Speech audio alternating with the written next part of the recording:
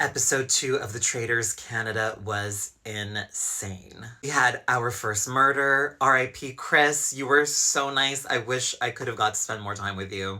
And we had our first banishment, but before that, let's talk about that mission. We had to drag that 5,000-pound wooden Trojan horse down this winding path without wheels that turned, and it was insane. I don't think the edit does the difficulty justice. In certain shots, you can see me at the front of the rope pulling hard, but I have to admit, I was pulling as hard as I could, lunging forward, and I didn't feel any weight. I don't think I really contributed. All the power was coming from the back. We had our first little moment of drama between Dylan and Kirkland at the end of the mission. Dylan wanted to go for the last question to try to get an extra $1,000 for the pot.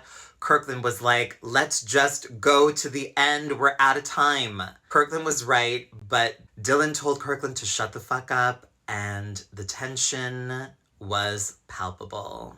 That tension definitely carried over into the round table. It was an intense first round table, and honestly, I still remember walking into that room for the very first time. The table is enormous, and it is so intimidating, and I remember when I took my seat just feeling so unbelievably nervous. At the round table, the majority of people came for Rebecca, and when I saw everyone interrogating her and coming for her at the table, I could see the emotion, and I just thought it was so disappointing that people at the table could not see Rebecca's genuine emotion.